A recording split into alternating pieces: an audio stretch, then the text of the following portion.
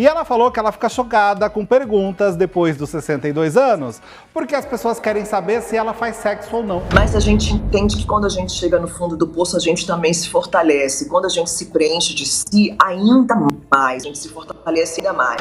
Olha, a Paola Oliveira, ela veio agora e surpreendeu muita gente, porque ela tá vivendo a Heleninha. Sim. Né? A Heleninha sofre com o quê, Jana? Alcoolismo. Exato, e aí a Paola falou que por conta, né, dessa dependência que a personagem tem com a bebida alcoólica, ela não, né, durante esse tempo todo, ela não vai aceitar ser rosto de nenhuma marca de bebida de consumo ali alcoólico.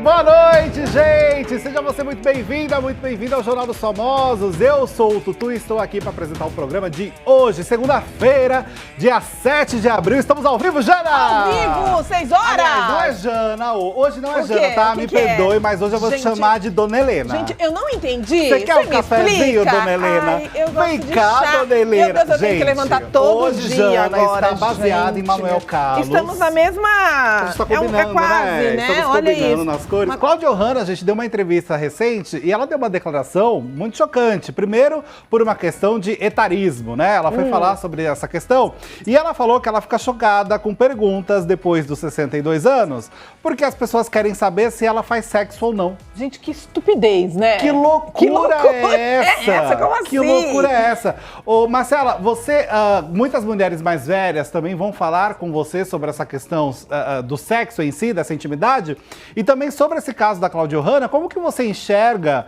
todas essas perguntas indelicadas, né? É engraçado, né? Porque a nossa sociedade olha para o sexo e acha que ele se enquadra em um limite de faixa etária, né?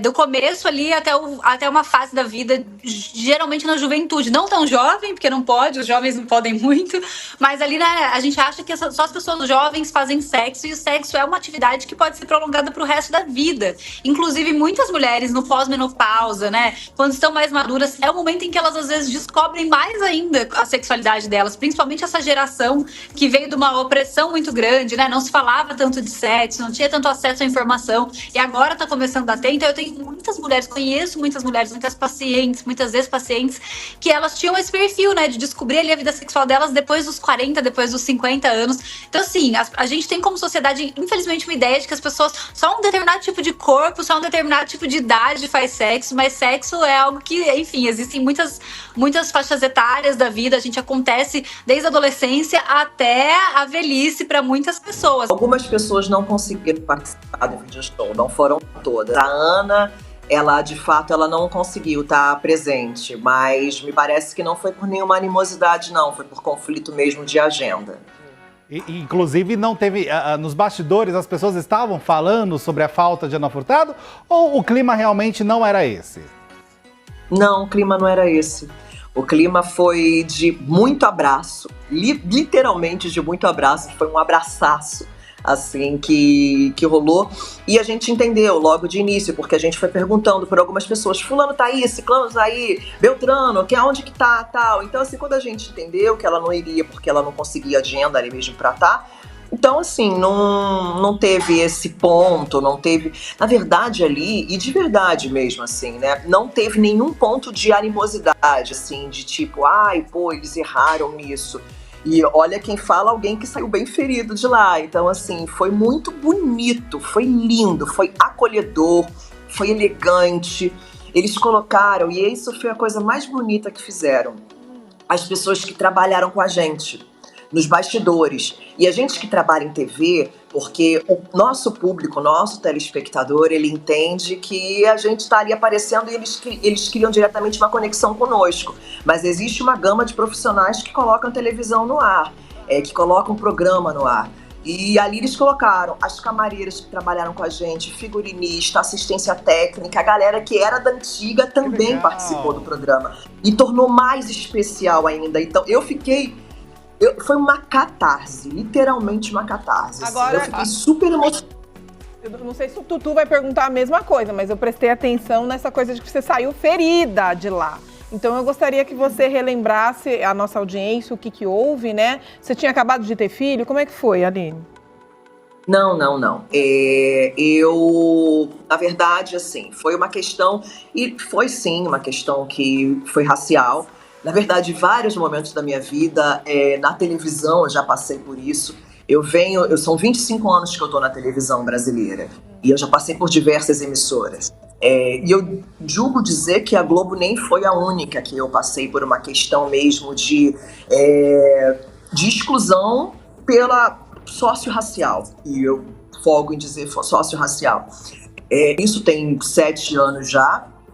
Eu saí muito doída mesmo, o discurso foi duro, eu fiquei muito adoecida, eu entrei numa depressão profunda, mas a gente entende que quando a gente chega no fundo do poço, a gente também se fortalece. Quando a gente se preenche de si, ainda mais, a gente se fortalece ainda mais. E consegui fluir, e eles conseguiram enxergar, tanto que quando eles fizeram o convite agora, eles falaram assim: Aline, a gente queria muito que você estivesse presente, porque você foi uma grande representatividade aqui no programa, por ter sido a única mulher negra a ter sentado na bancada ali, a primeira mulher negra ali na história do entretenimento da Globo ali. Então, quando eu conversei, teve uma roteirista que era já do Video Show, que ela é gênia, Bia Brown, ela falou: e aí, Aline, tá na hora de voltar? Eu falei assim: então, a gente tem que ser uma paquera, né? Tem que rolar uma paquera, ser cortejada. Eu sou de uma época de ainda ser cortejada pra chegar e pra pisar no lugar. Mas eu falei assim, ela falou assim: ai, você sempre teve tanta força, o teu cabelo, a tua voz. Eu falei assim: mas foi essa minha força mesmo que já me excluiu de tantos lugares, né, Bia? Ela falou assim: mas existe um preço em ser vanguarda. E isso eu achei tão forte que está reverberando até agora em mim. Existe um preço em ser vanguarda. E nessa minha trajetória de vida na TV, eu me entendo como uma construtora de ponte. Nem todas as pontes eu consigo atravessar, mas de hoje poder olhar para a TV e olhar em jornais e olhar em programas e ver tantas mulheres negras, então assim, é bom a gente ter sido essa vanguardista de abrir portões. Olha, a Paola Oliveira, ela veio agora e surpreendeu muita gente, porque ela tá vivendo a Heleninha. Sim. Né? A Heleninha sofre com o quê, Jana? Alcoolismo. Exato, e aí a Paola falou que por conta, né, dessa dependência que a personagem tem com a bebida alcoólica, ela não, né, durante esse tempo todo, ela não vai aceitar ser rosto de nenhuma marca de bebida de consumo ali alcoólico, né? Uma atitude que muita gente enalteceu nas redes sociais, porque faz sentido. Né? Eu acho que, e ela tá abrindo mão, né, no sentido da Heleninha, não somente da bebida, mas o próprio carnaval também, de certa forma, ela decidiu se afastar por conta da própria personagem, né, dessa profundidade. Falou. Agora eu não entendi, vai ser só enquanto ela for Heleninha que ela não vai fazer mais propaganda? Olha, o discurso deu a entender neste momento, né, que é neste momento, até porque ela já foi rosto de marca, assim, de consumo, de bebida alcoólica, então, mas que neste ficaria incoerente, né, eu também acho que é uma precaução aí que faz sentido. Levantou o dedo ali. É que eu li uma entrevista dela antes de vir pra cá, inclusive, ela falando que acho que não é só durante o período da novela, porque ela falou que ela começou a entender, ela frequentou, ela começou a entender melhor, inclusive ela fala daquela frase que muita gente fala: eu não confio em quem não bebe, né? Começa a repensar essas coisas, né? Porque não é bem assim, a gente fala, claro, em tom de brincadeira. Claro que tem pessoas que sabem beber socialmente, mas tem pessoas que não sabem. E que é um assunto sério, como uma pessoa viciada em drogas, enfim. Então que ela tá repensando isso até pós-novela, que ela sabe do peso da personagem que ela tem, da força da imagem que ela tem. Então eu acredito que ela vai até, de repente, quem sabe, ajudar em campanhas, né? Enfim, ela sabe o peso dela e da personagem, né? Acho justo. Eu acho legal também. Acho interessante porque essa é uma doença, né? Muita gente sofre disso. Mas eu queria só relembrar um ponto aqui, que nas novelas antigamente era muito comum, hoje se bebe bastante, mas antigamente tinha muita gente tomando uísque, bebendo muito álcool e fumando. Era muito comum fumar. E até que se fez um trabalho, né, de conscientização, leis que proibiram isso. Então, eu não sei se a Aline lembra disso, Aline, você lembra que o cigarro era item de luxo, né? Era visto até como um charme. Quando eu entrei na redação, foi em 2002. Então, assim, os chefes, o romantismo do jornalismo era ser alcoólatra e fumar. Então se fumava dentro das redações. Assédio moral era rodo, porque se gritava, sexual, tudo. Era outra coisa. Eu entrei numa outra época, gente. Outra época. Mas posso falar uma coisa sobre a Paola? Claro. Vocês me perguntaram pessoas legais, pessoas não legais. Uma que sempre dava entrevista excelente. E que mulher, que atriz engajada nos seus papéis. Ela poderia muito bem ter entrado ali na zona de conforto de ser uma mulher gata e sempre ser chamada para ser protagonista por ser gata. Ou por ter namorado X, Y, Z. Não. A Paola, de fato, ela é uma grande atriz, ela se joga, cara, os laboratórios dela são laboratórios que ela faz, pra quem não sabe que laboratório, que o público estiver assistindo, é quando você vai fazer ali entrar pra aprender mesmo a personagem que você vai assumir.